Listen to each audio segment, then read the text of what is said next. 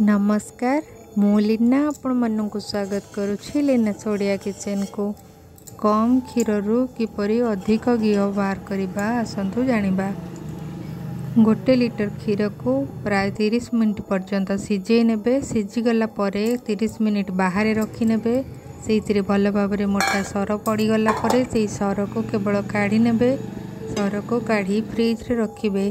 प्राय 8-10 दिन रखिला परे एही परि सर सब को काढ़ी नेबे। गोटे हांडी रे पुरई नबा एवं सेइतिरे जेतिकी सर पुरैबा सेतिकी पानी देई दबा। सर काढ़ीबा बेले सब बेले मन रखिबे केवल सर को ही पकेबे, केबे भी सिझा क्षीर पकेबे नहीं, नहेले घी बाहरिबा पई बहुत समय लागिबो।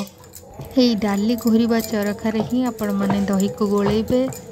5 मिनिट रु 10 मिनिट भितर लहणी बाहरी जिवो। जदि आपण माने सर सहित क्षीर मध्य पकई देथिबे ताहले बहुत समय लागिबो लहणी बाहर करिया पई। सेति पई केबे भी सर सहित क्षीर पकेबेनी, केवल सरटा को ही काढ़ी के पकेबे एवं ताको बहुत दिन पर्यंत रखिबा पई सब बेले फ्रिज रे रखिबे। ताहले जाई भल लहणी बाहरिबो एवं भल घी मध्य बाहर करि परिबे। देखंतु केते शीघ्र लहणी बाहरी गला। ताको भल भाबरे छाणी नेबे। छाणिकी एही परी कड़ाई रे रखी देबे।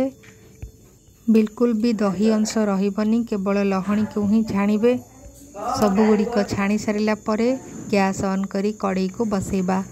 किछि समय परे लहणी तरली आसीबो एवं धीरे धीरे फुटिबाको लागिबो। मात्र 5 मिनिट फुटिबा परे भल भाबरे घी बाहरी आसीबो। देखिले तो केते सहज रे घी बाहर करी हेला। आपण माने एही परि भाबरे क्षीर रु सर बाहर करी घी प्रस्तुत करंतु।